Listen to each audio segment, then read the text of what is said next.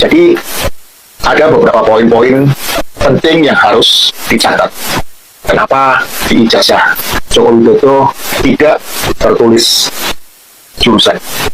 Kenapa nomor mahasiswa Joko Widodo melebihi apa yang dituliskan di dalam sejarah Fakultas Kehutanan itu sendiri? Catatan-catatan itu terlepas dari keanehan yang fundamental, yaitu adanya pas foto yang sama sekali tidak identik dengan profil atau sosok dari Joko Widodo, di mana sejak tanggal 17 Agustus 1963 Fakultas Kehutanan menjadi sebuah fakultas yang mandiri lepas dari Fakultas Pertanian Universitas Gadjah Mada. Dengan terpisahnya bagian ilmu kehutanan dari Fakultas Pertanian dan kemudian berdiri mandiri menjadi sebuah fakultas tersendiri, maka bagi para mahasiswanya mendapatkan konsekuensi bahwa nomor induk mahasiswa kodenya menjadi berubah. Yang awalnya memiliki kode garis miring P, kemudian berubah menjadi berkode garis miring KHT. Dan dalam sebuah catatan diperoleh bahwa pemilik nomor induk mahasiswa 1 garis miring KHT dimiliki oleh mahasiswa bernama Haryanto Yudo Dibroto. Dengan demikian, perlu menjadi catatan bahwa pada tahun 1963, nomor induk mahasiswa Fakultas Kehutanan adalah berkode KHT, bukan KT, seperti nomor induk yang tercatat di ijazah-ijazah kawan-kawan Jokowi catat atas nama Joko Widodo sendiri. Jadi itu harus menjadi catatan karena sampai saat ini saya belum bisa menemukan dokumen sejak kapan nomor induk dengan kode KHT tersebut berubah dan berganti dengan kode KT. Sebab untuk mengubah kode nomor induk mahasiswa di dalam sebuah fakultas bukanlah hal yang mudah, karena itu berkaitan dengan sistem administrasi yang terkait antara satu dengan lainnya.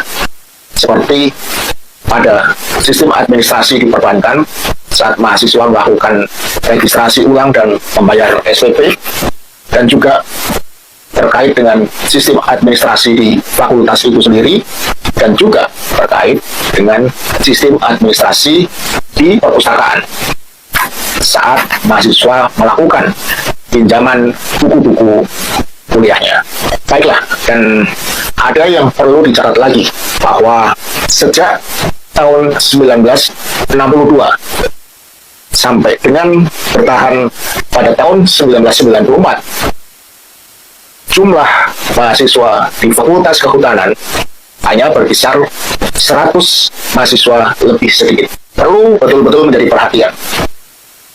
Kenapa Joko Widodo yang dikatakan masuk dan diterima di Fakultas Kehutanan pada tahun 1980 dan lulus pada tahun 1985 memiliki nomor induk mahasiswa 1681. Artinya dia memiliki nomor induk 1681. Padahal di dalam catatan sejarah Fakultas Kehutanan jelas dikatakan bahwa pada tahun 1962 dan bertahan sampai 1994, mahasiswa di Fakultas Kehutanan hanya berkisar di angka 100 mahasiswa lebih sedikit. Itu disebabkan karena kuota di Fakultas Kehutanan UGM hanyalah 100 mahasiswa. Penambahan kuota sendiri baru terjadi pada tahun 1995, yang awalnya kuotanya hanya 100 menjadi 137 orang. Dan kemudian berkembang lagi pada tahun 1996 bertambah menjadi 238 orang. Dan 1997 menjadi 240 orang mahasiswa. Jadi ada beberapa poin-poin penting yang harus dicatat.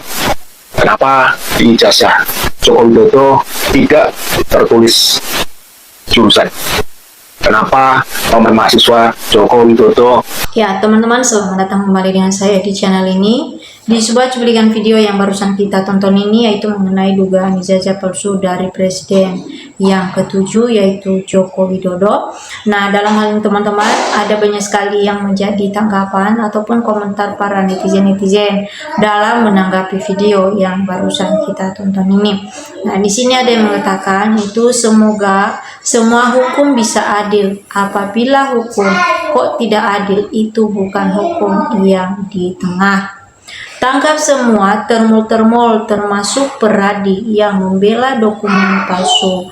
Itu sama dengan persengkokolan jahat. Bangkai pasti tercium. Tidak ada kejahatan yang sempurna, apalagi dibantu oleh Tuhan Allah di Wakanda. Lanjut lagi. Kebohongan tidak bisa ditutupi, akan terbongkar dengan sendirinya sampai bertahan dalam kebohongan. Penjarakan KPU, dan juga Rektor Ova Emilia, juga Joko Widodo karena telah membohongi masyarakat Indonesia. Sudah dari awal, Rektor UGM harus ditangkap dan diperiksa secara detail. Kayaknya Ova Emilia sudah dikasih uang 10M menurut informasi. Perlu diperiksa pula. Mantan Rektor UGM Pratikno, segeralah tangkap Jokowi.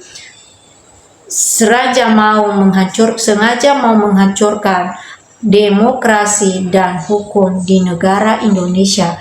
Tangkaplah secepatnya Jokowi, memangnya jago berbohong dan juga korupsi. Sudah, jangan lama-lama Pak, tangkap semua termul yang suka berbohong. Kalau dibiarkan hancur negara kita. Ini orang sakit hati lah, nyelek tidak jadi uang, habis miliaran. Lanjut lagi teman-teman. Kalau komplotnya masih si termul itu, jangan harap Jokowi akan diadili. Mustahil.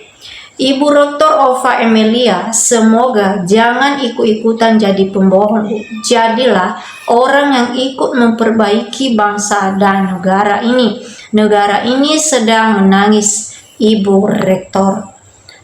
Last pick up tuh lulusan 86 ke atas atau 80 sampai 84. Bakal kita Pak, biar tipu-tipu rektor kebongkar semua. Satu orang mantan yang moralnya bejat, sekeluarga Indonesia jadi rusak. Semoga rakyat kita sadar, cepat bertindak demi ke depan bangsa ini. Artinya semua ijazah yang ngaku teman Jokowi palsu. Menteri dan juga semua pejabat era Jokowi ijazahnya palsu. Kata orang-orang yang salah rakyat, kenapa? Karena rakyat yang memilih Jokowi. Barangkali sekarang salah lagi. Kita orang-orang pintar. Universitas Gajah Mada, Universitas Geng Mulyono sudah rusak parah. Mau muter-muter palsu ya palsu. Jadi si Jokowi itu tidak punya ijazah asli. Rektor kok tidak jelas akademiknya, kerja sok tahu. Semoga berita akurat, jangankan Ibu Ova Emilia, semua yang membenarkan keabsahan ijazah aspal Joko Widodo masukkan di gol bersama biar mereka berantap. Sangat disayangkan Universitas Gajah Mada atau Rektor UGM Ova Emilia tidak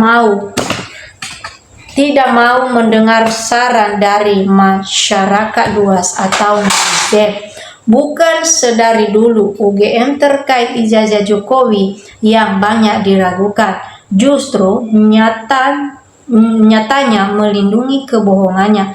Kenapa? Padahal UGM itu isinya orang-orang hebat, juga seleksinya ketat, bahkan diakui dunia, sangat disayangkan. Begitu ada Jokowi 2 periode Presiden Republik Indonesia, korektor beserta KPU Civitas Akademika ikut melindungi kebohongan Jokowi, bahkan bisa disebut pengkhianat bangsa. Jadi, rusaknya Universitas Gadjah Mada dan tidak cuma UGM, namun Korps Kepolisian Republik Indonesia juga sama-sama ikut membohongi masyarakat. Karena itu kepandaian kalian, pangkat kalian, jabatan kalian, siap-siap apa nanti yang akan dilakukan rakyat. Jadi mohon pejabat ngaco ini diproses hukum. Dan ingat, kalau penyidik KPK, Polri, Jaksa, Mahkamah Agung dan juga MK, termasuk para hakim, jika menutupi kebohongan membela penipuan, karena itu rakyat sarankan jangan mau jadi tumbal. Berikutnya, backing kebohongan, rakyat sudah geram dan muak. Lihat pejabat-pejabat ini, percayalah kalian sedang dimonitoring oleh rakyat dari segala pelosok. Tak kalau Allah sudah memberi teguran atau ajak kepada pendukung Jokowi, diantaranya Profesor UGM, pejabat negara, pasti akan membongkar sendiri kejelekan Jokowi. Nah, teman-teman, nilai yang menjadi tanggapan ataupun komentar para netizen-netizen dalam menanggapi video yang barusan kita tonton ini. Nah, tentu juga kalau ada teman-teman yang lain yang mau memberikan tanggapan, silahkan.